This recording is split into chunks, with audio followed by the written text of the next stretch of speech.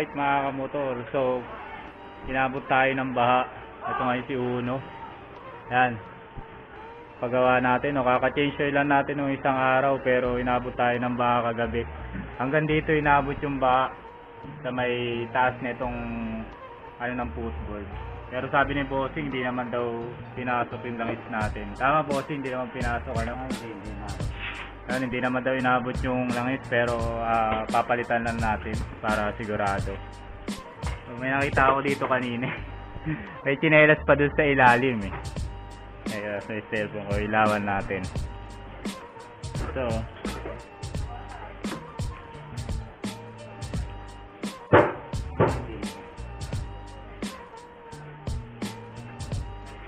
hello. May tsinelas pa. Tapos may laruan, no? Nabot ng baha sa amin dun sa labas. Hindi ko na naipasok.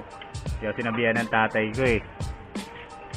So ngayong araw sana yung punta natin sa Caloocan para magpalit ng gauge natin. Kaya lang di tayo natuloy kasi ito nga, gastos na naman tayo. Yan. So update ko kayo mamaya mga kamotor kapag ka napalitan na. Padiretso na rin natin, pa-tune up na rin natin. Change gear oil, tas langis. Yan, tas pa-check na rin natin yung panggilid kung basa. Yan.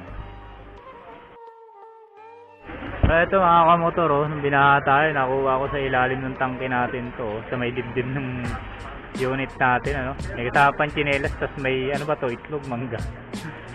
Mangga siguro to, kulay green eh. Laruan lang. Tapon na natin. So maraming binaha mga motor. Yan, ingat-ingat lang.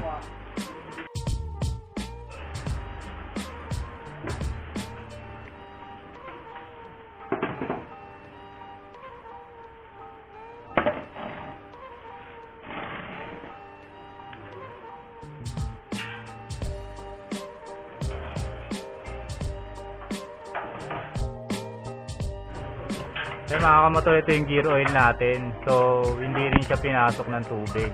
So para sigurado din, para mas safe, papalitan na rin natin siya. Yung gear oil natin, no? So hindi pa siya kulay caramel. Pero para sure tayo, palitan na rin natin. So mga kamotor, ito yung carb natin, So mas mataas pa dun sa footboard yung baha. Ito yung gas. Hindi naman daw pinasok, sabi ni Bossing. So okay lang din pala. Bossing, kapag inilusong kaya sa baha, kunyari pinaandar talaga o lumusong sa ganong kataas sa baha, may tendency na rin ba na pasukin yun? Ay hindi. Hanggat hindi namamatay yung makina, hindi yan papasok. Hanggat hindi namamatay yung makina. Pag namatay doon papasok yun. Kasi puro pabuga naman yan. Kapag inabot yung airbox na yan, doon papasok yun. So wag lang papaabot talaga dun sa airbox na yan. Ito kuya, dito, dito lang.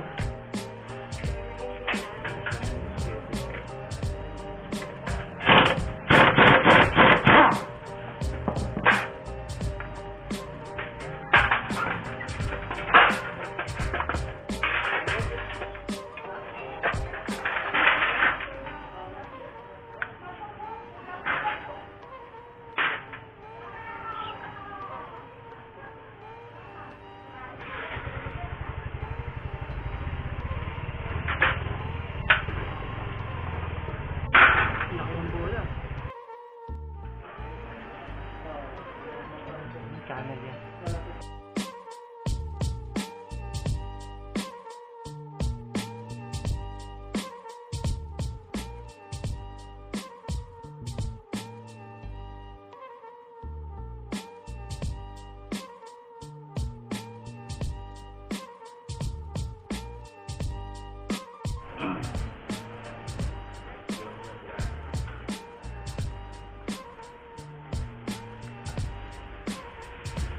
Wala ka pang fixed bed?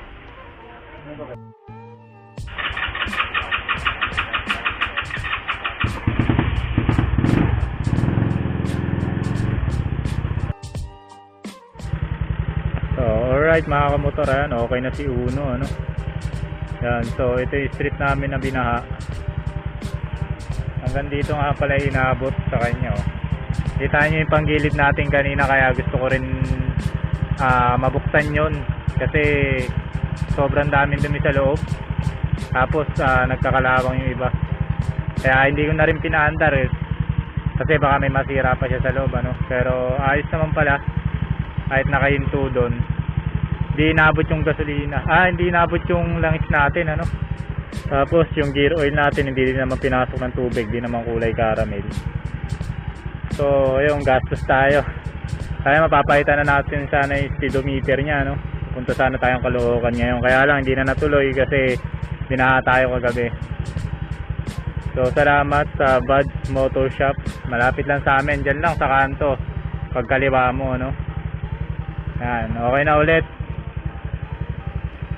So sana di na bumaha ulit, no. So sa lahat ng mga bumabiyahe, ingat lang lagi, sa mga unit natin, sa mga ka-easy ride natin, no. So hanggang dito na lang muna mga kamotor.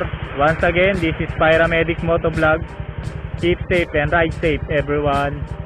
Peace.